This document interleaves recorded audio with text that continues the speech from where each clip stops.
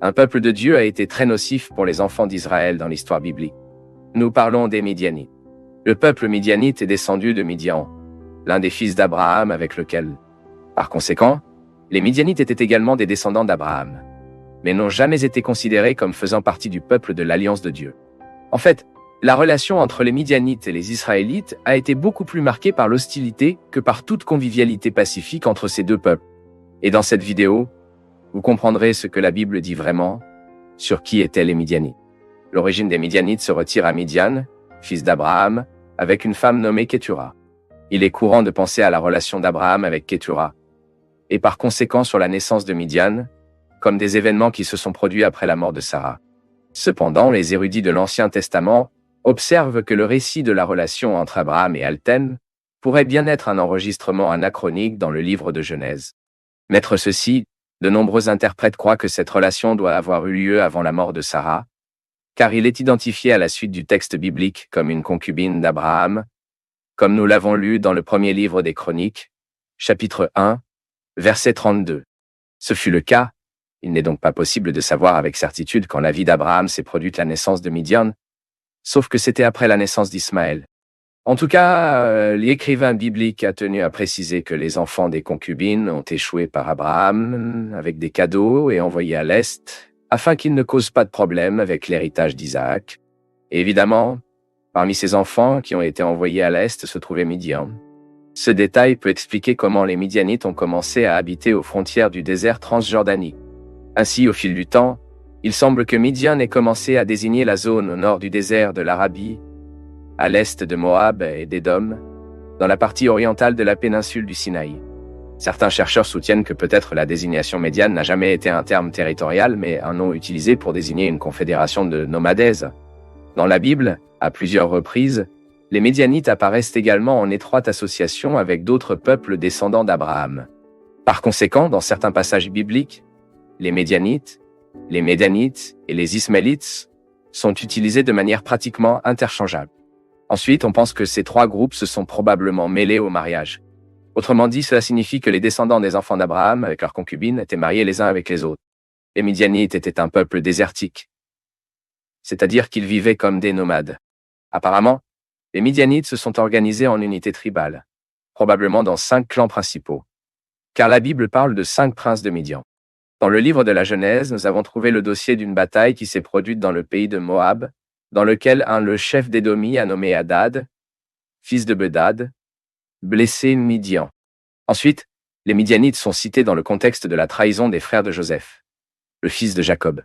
Les marchands d'Ismaélitas qui ont acheté Joseph de leur frère et l'ont pris pour être vendu en Égypte étaient également des Midianites, comme nous l'avons lu dans le Book of Genesis, chapter 37, entre les versets 25 et 28.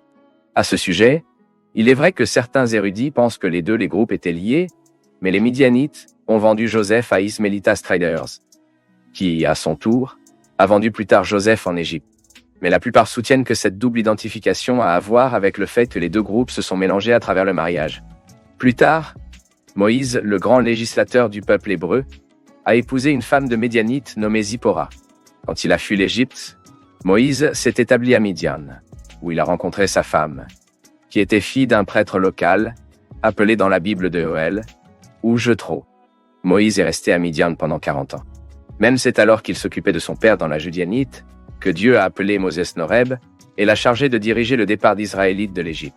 Une curiosité est que le père du père de Moïse est également appelé dans la Bible de Kéneu, qui était probablement un terme qui identifiait une tribu nomade. Certains chercheurs croient que les conceptions Kéneu et Midianite devraient être considérées comme synonymes et d'autres croient que, en fait, le Kéneu n'aurait été qu'une partie d'un clan de Médianites. Et quelque temps plus tard, lorsque le peuple d'Israël avait déjà quitté l'Égypte et le pèlerinage à travers le désert, le frère Miosé Midianite Law, Obab, a été invité à aider les pèlerins dans un extrait du voyage. En tant que nomade du désert, évidemment, Obab avait une certaine connaissance de la région et était très important à l'époque. Mais le amical démontré par le père In-law et le frère In-law de Moïse n'était pas le type de comportement qui caractérisait la relation entre les Midianites et les Israélites. Tout à fait le contraire. Les Midianites étaient un peuple hostile aux enfants d'Israël. Même les problèmes entre ces deux peuples ont commencé à l'époque de Moïse. La Bible dit que les Midianites ont rejoint les Moabites pour s'opposer aux Israélites. Ils ont embauché le prophète Balaam pour maudire le peuple de Dieu, puis a conduit Israël à pécher contre le Seigneur par l'idolâtrie et l'immoralité.